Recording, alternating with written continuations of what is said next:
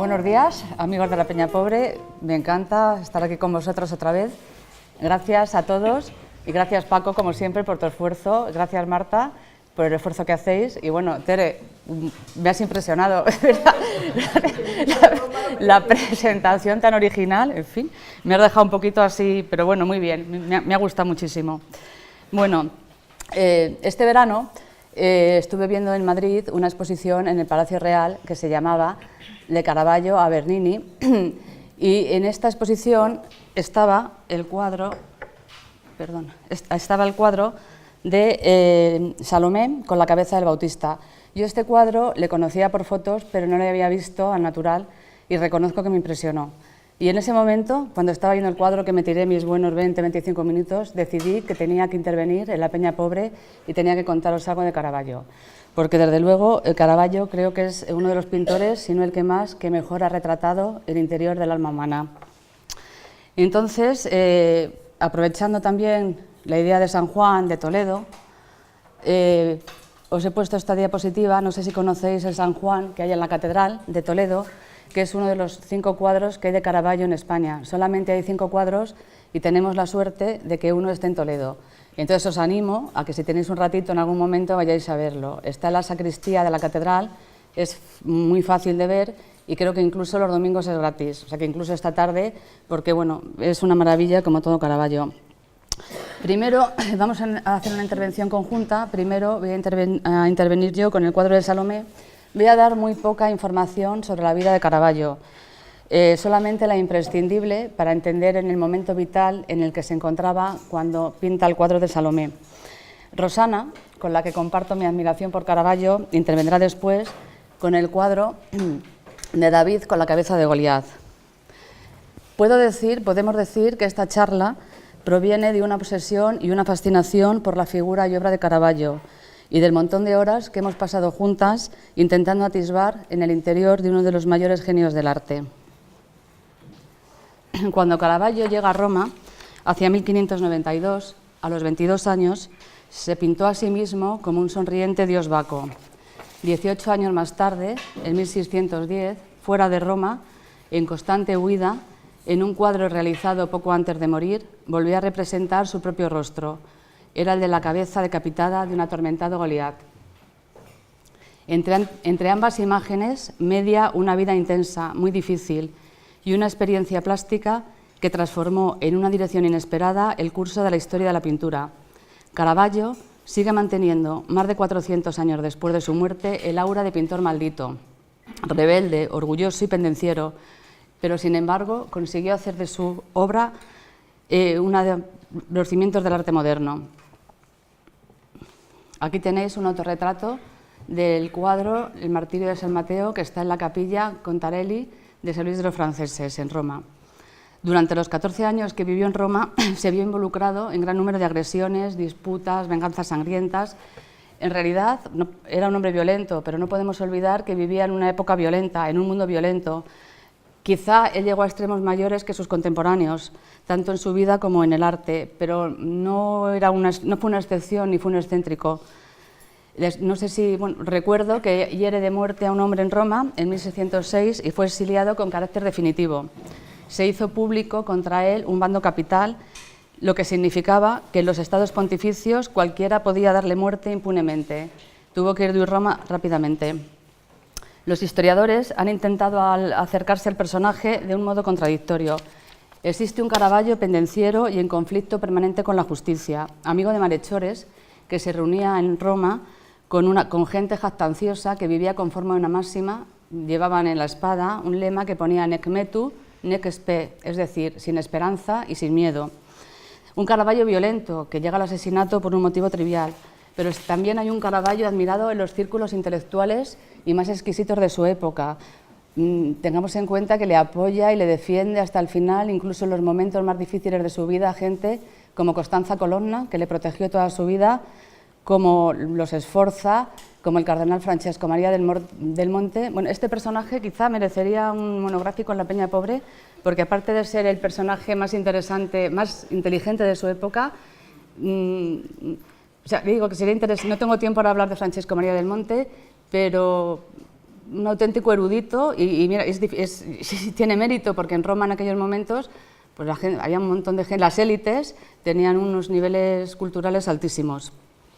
Otros, sobre todo los historiadores italianos, han presentado un Caravaggio integrado en el catolicismo militante. Tengamos en cuenta que es el momento que está de moda las teorías de San Carlos Borromeo, de San Filippo Neri. Entonces han intentado conectarlo, yo no creo mucho esto, pero bueno, algunos han intentado conectarlo con esta sensibilidad religiosa.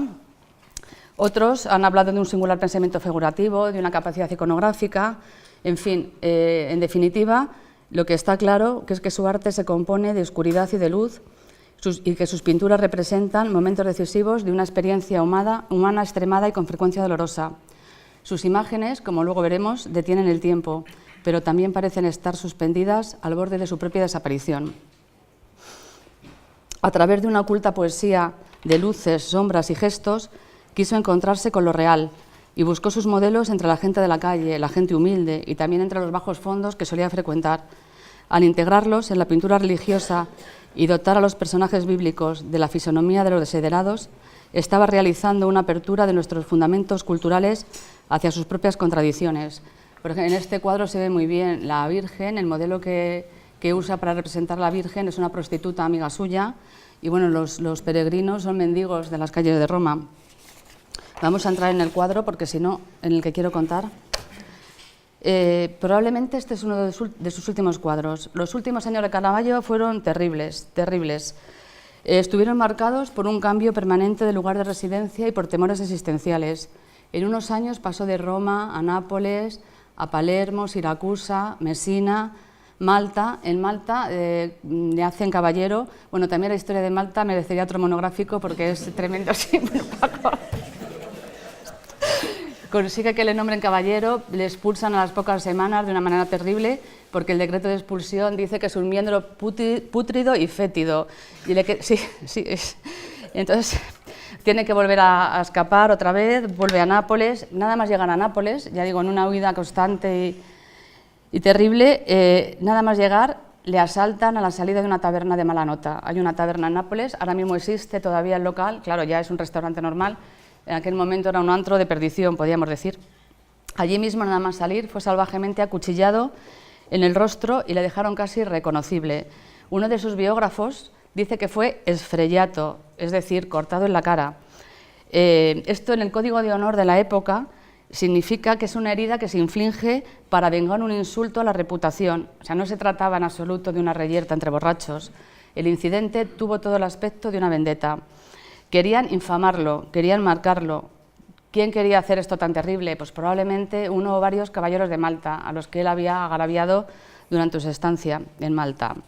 Le dejaron a las puertas de la muerte y nunca se recuperó del todo. Enfermo, desfigurado, medio ciego, enormemente desalentado, incluso intentó reconciliarse con el gran maestre y siguió pintando los meses napolitanos. Como he dicho antes, para muchos este es uno de sus últimos cuadros. Una de las teorías clásicas es que es un regalo que pretendía hacer llegar al gran maestre de la orden, a Lope de Viñacourt, para obtener el perdón. Vamos a hablar un poquito ahora del cuadro. A mí particularmente es un cuadro que me estremece. No voy a contar la historia de Salomé porque creo que todos la conocéis.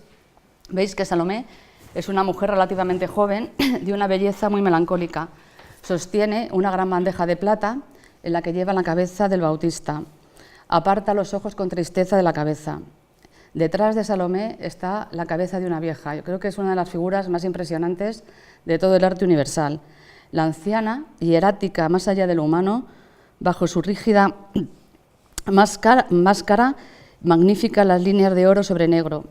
Tengo dos sensaciones con este personaje. Por un lado, me podría recordar alguna de las antiguas pétreas mujeres mediterráneas, que ya lo han visto y conocido todo, y aquí ya no sufre, sino que es una testigo severa e implacable.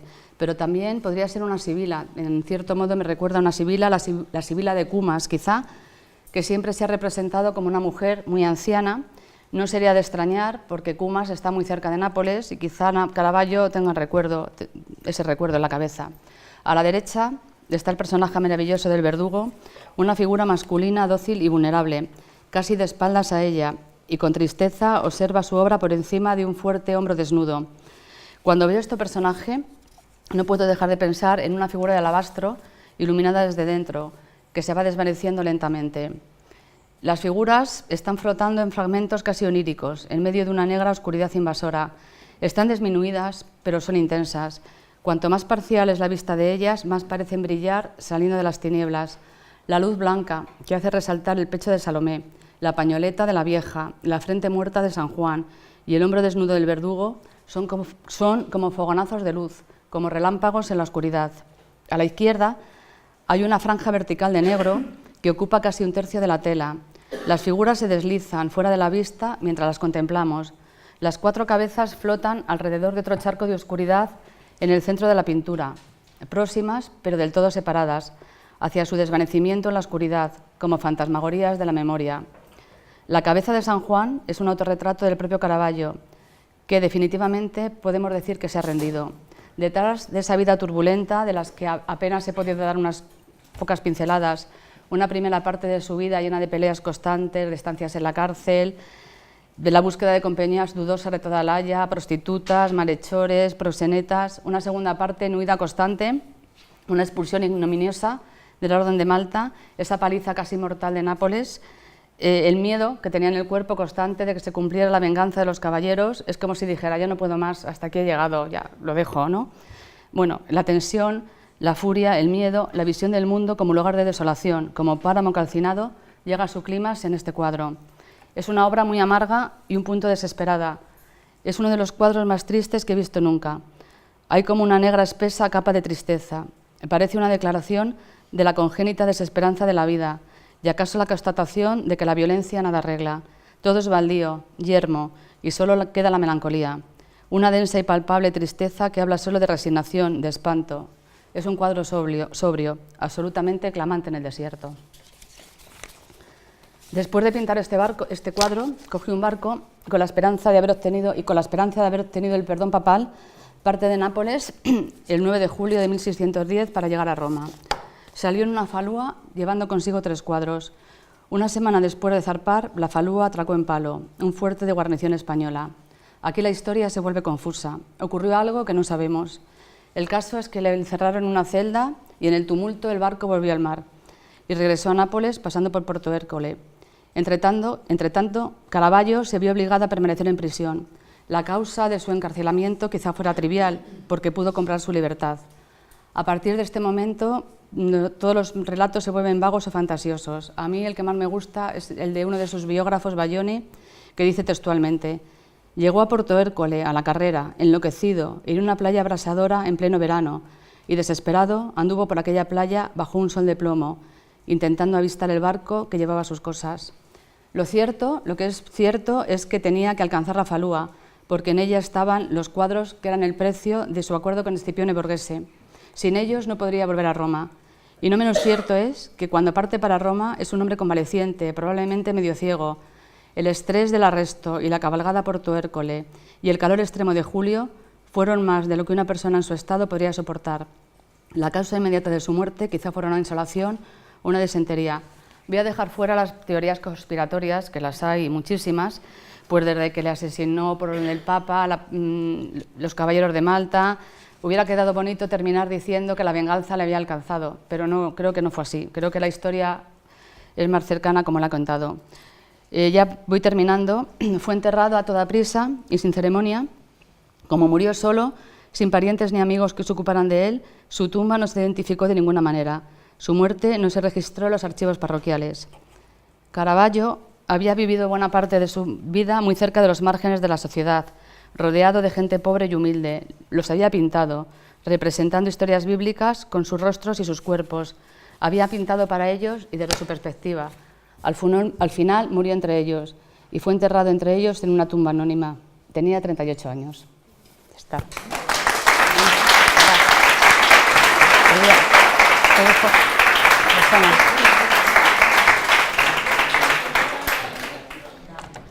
Bueno, hola a todos y a todas, aunque se enfade Pérez Reverte. Bueno, quiero sumarme a los agradecimientos de Paz. Gracias a todos los asistentes y gracias a la Peña Pobre. Bueno, el cuadro del que quiero hablaros es este. el David con la cabeza de Goliat. No es un cuadro de gran formato, mide 1,25 por 1 metro y se conserva en Roma en la Galería Borghese. Aunque hubo cierta polémica en su datación, hoy se considera mayoritariamente que fue pintado entre finales de 1609 y mediados de 1610, año en el que muere Caravaggio. Es, por tanto, una de sus últimas pinturas, o quizá la última.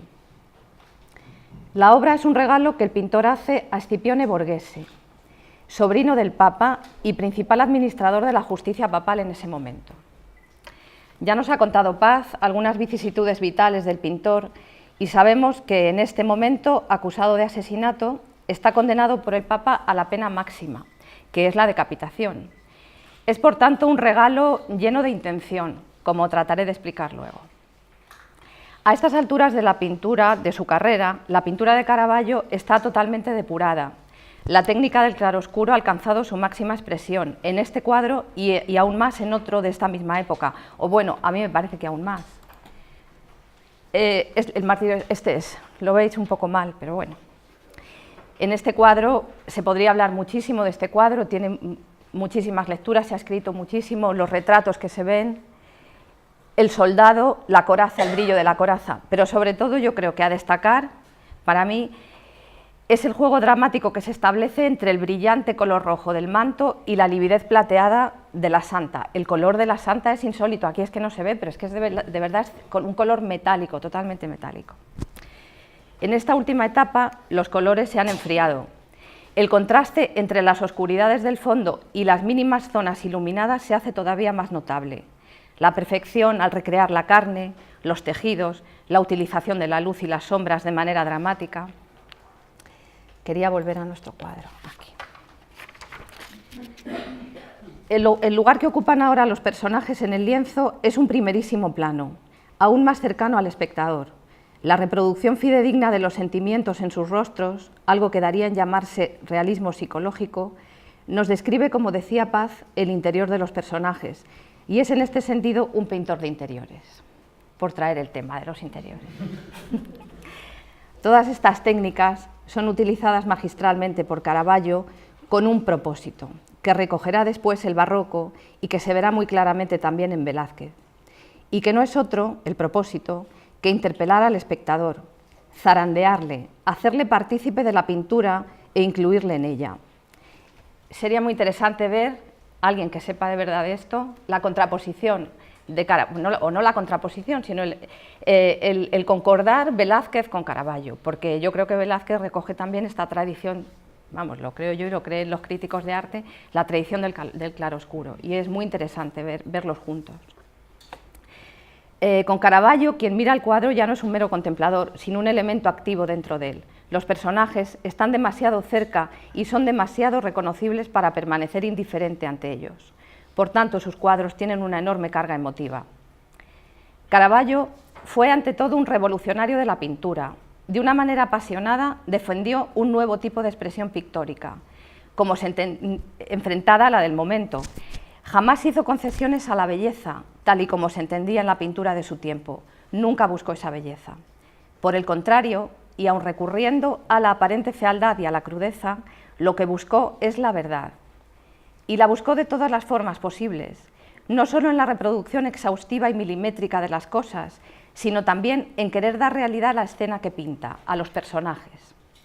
Esta búsqueda le lleva a renegar de las elegantes composiciones académicas, de los suaves colores que armonizaban bellamente, las amaneradas actitudes de las figuras, la idealización de los personajes. No olvidemos que venimos del manierismo. Por el contrario, sus personajes son de carne y hueso, gente real. Sus dioses paganos de la primera etapa no son nada olímpicos, por decirlo de algún modo, como tampoco lo serán los de Velázquez. Sus santos han perdido toda solemnidad o símbolo de beatitud. Por el contrario, su denodada búsqueda de la verdad, el querer pintar las cosas tal y como son, le lleva a servirse de modelos reales, gente de la calle, para sus representaciones, incluso prostitutas y mendigos, como nos decía Paz. Sus santos, ante todo, son humanos y se nos muestran en actitudes y posturas naturales, cotidianas, con arrugas en la cara, manos de trabajador, pies llenos de polvo y rostros llenos de sentimientos que entendemos y que podemos compartir por un momento mientras contemplamos el cuadro. Esta manera de pintar le trajo un sinnúmero de detractores, muchas críticas y algunas obras rechazadas que tuvo que sustituir por otras con formatos más académicos. Esto le sucedió, por ejemplo, con este cuadro. Se llama La inspiración de San Mateo. Está en blanco y negro y, como pone ahí, desapareció desgraciadamente en la Segunda Guerra Mundial, en Berlín. En la primera versión nos muestra un San Mateo bastante rudo, no sé si lo veis muy bien, con la frente, bastante rudo, que está sujetando el libro torpemente, un libro muy pesado, con la frente arrugada y desbordado por la ingente tarea que se le ha encomendado. Naturalmente el cuadro fue motivo de escándalo y tuvo que ser sustituido por otra versión más canónica. ¿Qué es esta?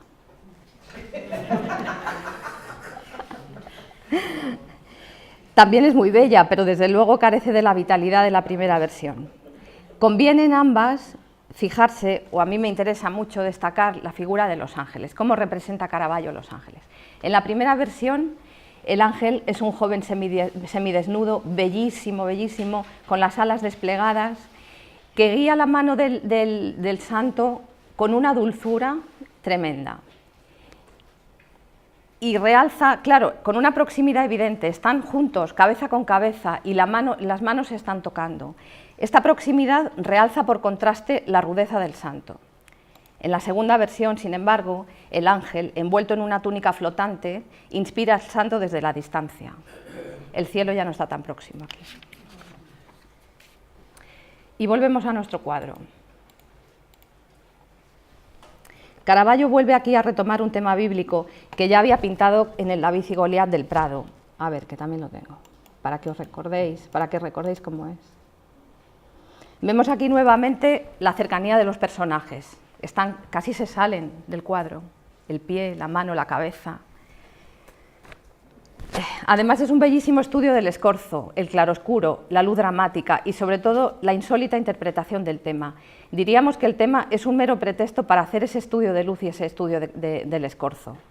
Los temas bíblicos son una generalidad dentro de la obra de Caravaggio, salvo en la primera etapa, digamos, sí, que es cuando pinta temas de dioses paganos, etc.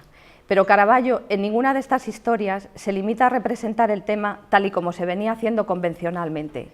Él repiensa, reinterpreta y termina dándonos su personalísima visión. Para empezar, en el cuadro elimina todo hecho anecdótico de la pintura, cualquier elemento narrativo. No nos está contando la historia del pastor que vence al gigante filisteo que todos conocemos, triunfante entre su gente, sino que se queda con el momento concreto y crudo de la cabeza ya cortada. Ha eliminado además cualquier referencia espacial. Los personajes están sobre un fondo negro. No hay una ubicación reconocible, un paisaje, una arquitectura, una estancia como era habitual. Además, al eliminar todo elemento espacial, desaparece también cualquier referencia temporal. No hay tiempo sin espacio. Los personajes están en una atmósfera atemporal. Podrían estar en los tiempos bíblicos, como corresponde, pero podrían estar también en este preciso momento. Por tanto, la pregunta es: ¿dónde están los personajes? Y la respuesta es que están aquí y ahora, en el mismo tiempo de Caravaggio, sobre todo si tenemos en cuenta que, como se ha dicho y como nos ha recordado Paz, la cabeza de Goliat es un autorretrato del pintor. Aquí es donde viene la lectura que se ha hecho con frecuencia del cuadro. Caravaggio, como he dicho antes, regala esta obra a Scipione Borghese. Está condenado a la pena máxima, que en ese momento es la decapitación. Y con este cuadro le está ofreciendo su propia cabeza, admite su pecado y se representa a sí mismo como Goliat, personaje que simboliza el mal. Fijaros en la cabeza que se nos acerca con la mano también en escorzo, la proximidad, el semblante desencajado, los ojos turbios por la muerte. Y en este ofrecimiento simbólico de su cabeza está pidiendo a la vez perdón. Y aquí hay que fijarse inmediatamente en la otra figura del cuadro, el David. David ha vencido a Goliat, el bien se ha impuesto al mal, el pecado ha sido vencido, pero David no se nos presenta, como decía, en la previsible actitud del vencedor, del que ha triunfado. Por el contrario, está mirando la cabeza con una mezcla de sentimientos que van desde el asco y el horror ante un sangriento espectáculo que ha retratado con un verismo increíble. Ahí es que no se ve nada, pero incluso los hilillos de sangre se ven en la esquina inferior. hasta la pena. Esos sentimientos van desde el horror y el asco, como digo, hasta la pena, la conmiseración e incluso el perdón. David se está cuestionando su propia acción, ha cumplido su misión, ha actuado como brazo de la ley y de la justicia, pero no parece estar orgulloso. Como nos decía Paz en el cuadro de Salomé, insiste Caravaggio nuevamente en la idea de que la violencia y la venganza nada arreglan. En una ocasión contestó Caravaggio a un amigo que todos sus pecados eran mortales. En el mundo de la Contrarreforma, en el que el pecado mortal te aboca directamente al infierno, Caravaggio pregunta a la justicia papal con este cuadro, en un grito final desesperado: ¿es necesario llegar a tanto? ¿No es posible el perdón incluso para un gran pecador? Gracias.